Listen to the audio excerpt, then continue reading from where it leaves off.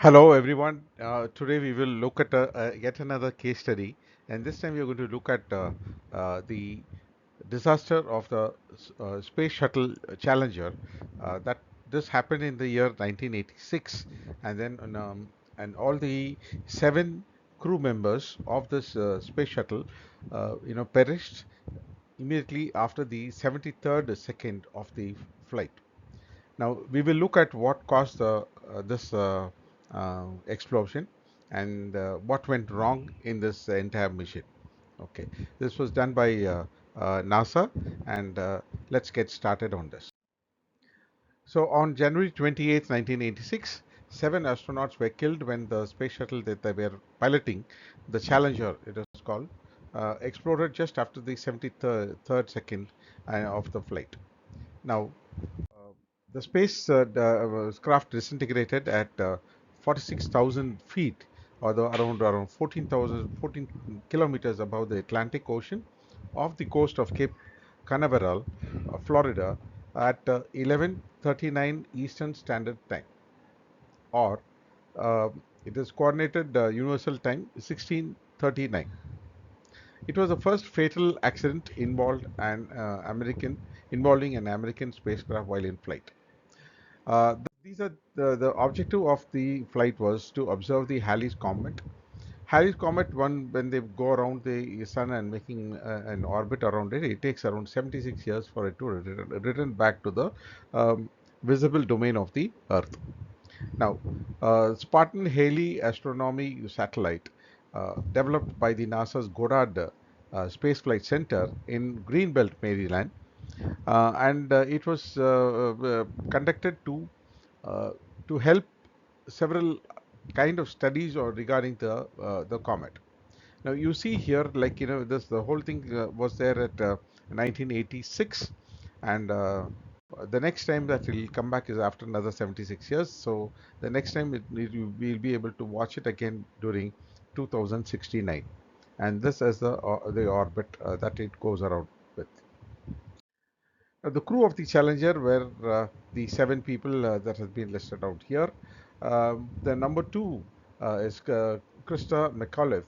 She is a school teacher of Concord High School in New Hampshire, and she was chosen because they wanted to boost the interest of the students on, and she is expected to conduct some classes during her space travel to the students every day around 2 hours.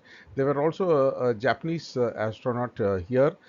He's Ellison, and he is also there. And We have payload engineers, and this gentleman is the captain or the head of this particular assignment.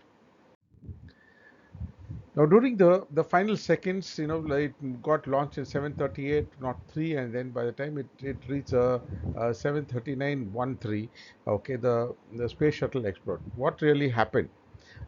This was the 10th flight of the Challenger, and you see here the SRB, or the solid fuel rocket booster compartments. Between one and the other, there will have to be a joint, and then for the joint they have sealed it with an O-ring. It has been attributed that the O-ring had failed, and then it did not um, seal the pressure that is coming inside, and so there was a leakage, and then because of the leakage, then the whole thing exploded. Okay. Now you can see the seating of the seven crew members here, and what would have followed is what they have predicted here. But let's find out the reasons. What is the cause of the disaster?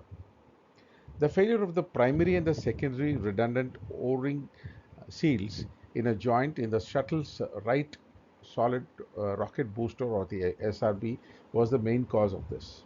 Now, why did this fail? There was a record low temperature on the morning of the launch, and it had stiffened the rubber O-ring, reducing their ability to seal the joints. Now, actually, this launch itself was postponed by 6 months for various reasons, and then there was a kind of a pressure on the team that uh, to launch these things.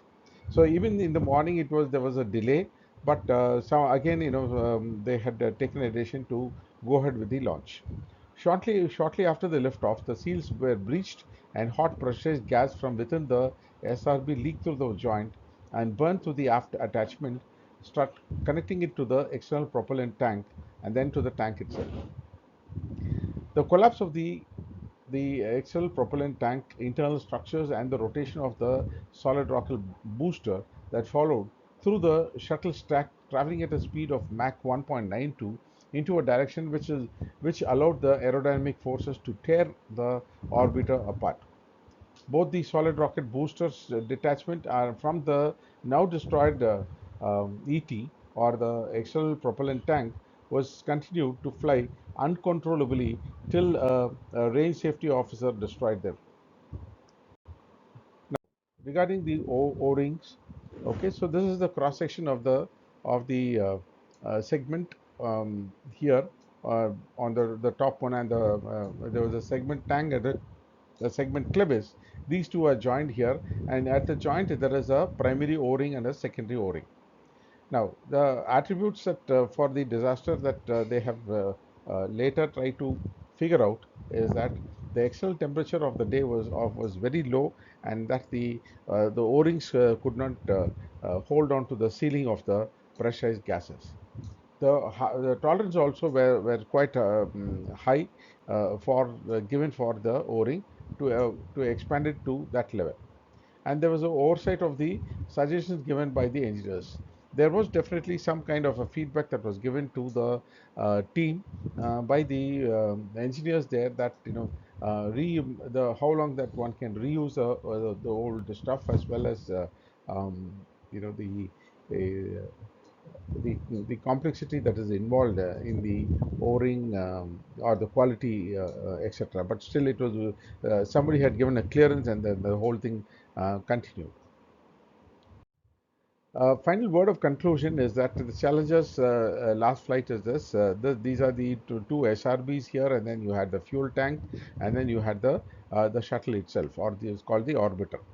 And the cause of the death of all the seven Challenger astronauts was not positively determined, although they could find this whole thing, after blew up, it came down and then fell into the Atlantic Ocean, and then they opened up and to find the remainings of the crew.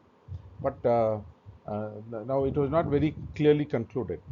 The forces to which the crew were exposed during the orbiter breakup were probably not sufficient to cause the death or serious injury. So people did not know when these people actually died. Okay, the crew possibly, but not certainly, lost consciousness in the seconds following the orbiter breakup due to in-flight loss or of crew module pressure. Because of the module, the pressure came down, and probably they must have even got suffocated.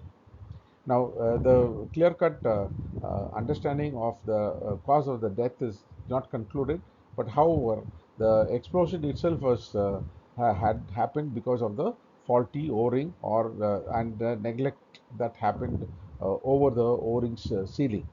Okay, so we thank you for listening. That concludes this case study on how this Challenger failed, and we will meet once again on another case study at the next time.